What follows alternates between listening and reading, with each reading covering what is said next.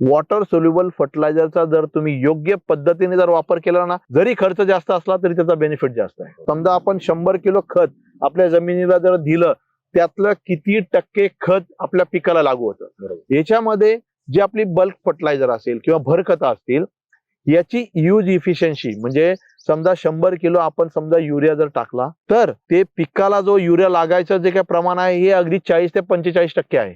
म्हणजे बाकीचा जो युरिया आहे तो मुळाच्या कक्षेच्या बाहेर लिचिंगच्या द्वारे जाऊ शकतो किंवा हवेमध्ये त्याचं होलाटायझेशन होतं. हा एक महत्वाचा मुद्दा. दुसरं, समजा फॉस्फरस हा एक तुम्ही अन्नद्रव्य घेतलं, ते सर्वात फिक्सेशन या अन्नद्रव्याचं खूप मोठ्या प्रमाणामध्ये होतं आणि फिक्सेशन जेवढं जास्त होतं तेवढं आपल्या पिकाला हे खत लागू होणार नाही. सुपर फॉस्फेट असेल, डीएपी असेल, याच्या माध्यमातून जर स्फुरदाचा वापर तुमच्या पिकामध्ये जर तुम्ही केला तर 20% स्फुरदाचं उपलब्धता तुमच्या पिकाला होणार आहे. बाकीचं 70 ते 80% फिक्सेशन होणार आहे. म्हणून अशा वेळेला जर तुम्ही वॉटर सोल्युबल फर्टिलायझर जर टाकली तर ती लगेच तुमच्या पिकाला लागू होणार नाही. फिक्सेशनचे चान्सेस जे आहे ते नगण्य होऊन जातात. म्हणून याची जवळजवळ 60 ते 70% जी काही यूज इफिशियन्सी आहे ती फॉस्फरस युक्त वॉटर सोल्युबल फर्टिलायझरची असते. तिसरं महत्वाचं जे अन्नद्रव्य आहे पोटॅश.